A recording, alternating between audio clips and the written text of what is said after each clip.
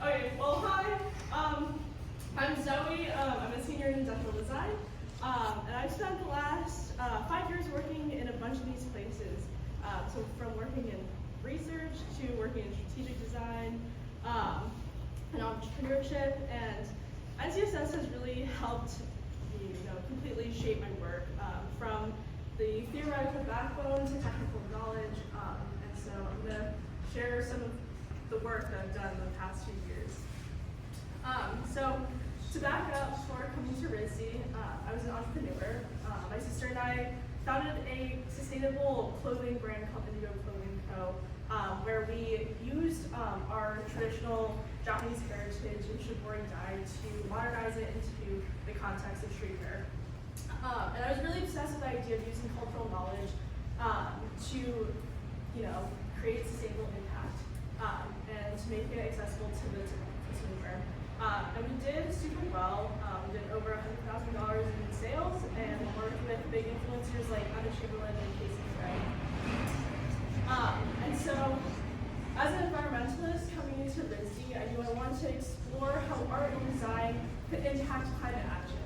I knew the power of design and marketing in business, and I wanted to see how else we could create climate action, and besides that, more deeper systemic climate impact. And so, once I came to RISD, I started ID, and then I started a brief stint in research. So I was able to work in the Morphing Matter Lab at Carnegie Mellon University, where I helped develop a project around biodegradable robotics. And then I did a brief stint at Media Lab in the Fluid Interfaces group, working on a brain-computer interaction device, looking at making BCI technology culturally acceptable to wear.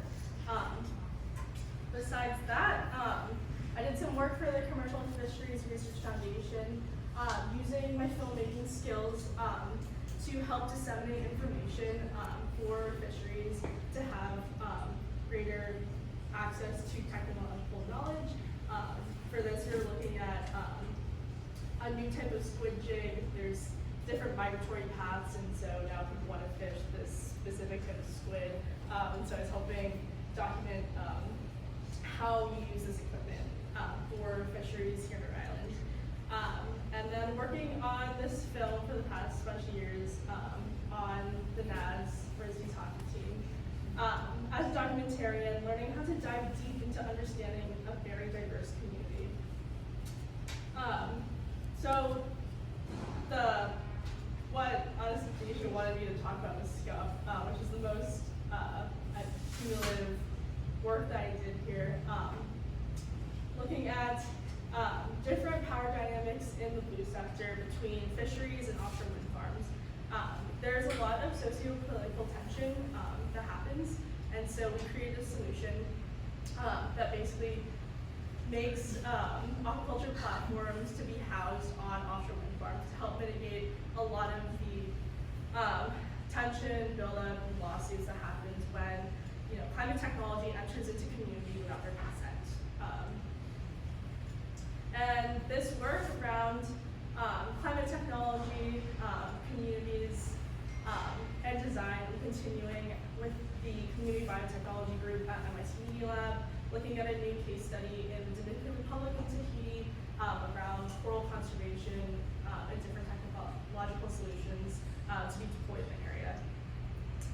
And so, NCSS taught me a lot of things, specifically classes with Damien White and John Highfield, about how intersectional and systemic climate issues really are. We can't solve anything in isolation. Nothing really ever gets solved in a vacuum. And so, climate action and design, though they may seem disparate, really need each other. So, next, post-graduating, continuing a lot of this work, developing a workbook for climate literacy with NOAA, and continuing filmmaking with Dark Matter Labs, looking at this proposal they made around life enabling economics, looking at disseminating it to the masses around what future economies would look like. And yeah, founding a climate and design studio called Beam with my best friend and partner in work, Annie, where we're continuing a lot of this work with Media Lab and with some other groups in climate technology, looking at how they intersect with communities. So yeah, thanks for listening.